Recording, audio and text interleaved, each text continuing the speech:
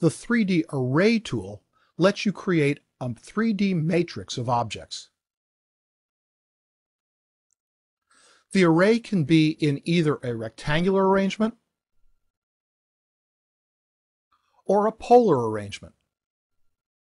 Unlike the tool used for creating a two-dimensional array, however, the 3D Array tool does not use a dialog box.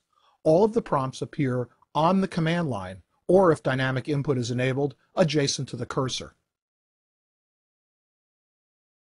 For a rectangular array, you select the objects to be copied,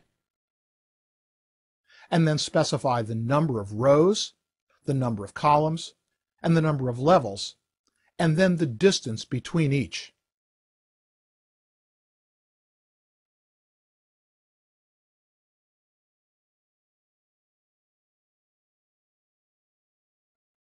For a polar array, you select the objects to be copied,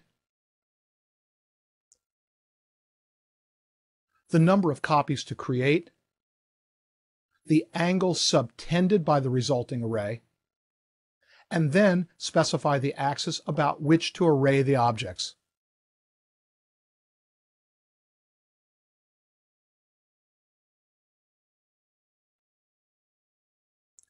To array objects in 3D, click the 3D Array tool in the Modify panel of the Home ribbon. AutoCAD prompts you to select objects. You can use any convenient object selection method. In this case, I'll click to select the joist. When you're finished selecting objects, either press Enter or right-click. Next, AutoCAD asks me for the type of array. I'll choose Rectangular. Now AutoCAD needs to know the number of rows, columns, and levels. Rows align in the X direction. I need one row, so I'll press Enter to accept the default. Columns are in the Y direction, and I want 8 columns, so I'll type that value and press Enter. And I need 2 levels in the Z direction, so I'll type 2 and press Enter.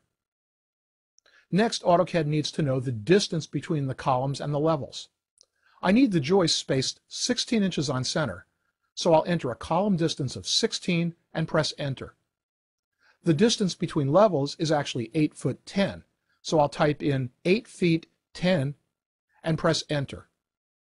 AutoCAD immediately creates the 3D rectangular array, and the command ends. I'll switch to the conceptual visual style so that you can better see the results.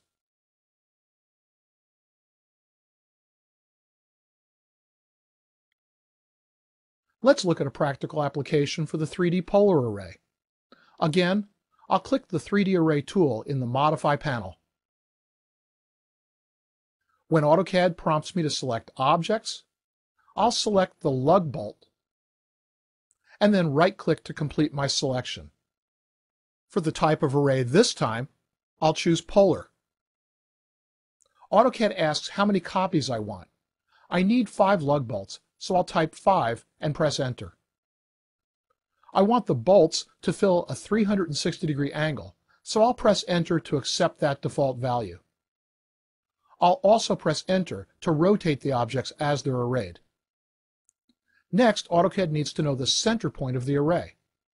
I'll snap to the center of the cylinder. AutoCAD also needs to know the second point to define the axis.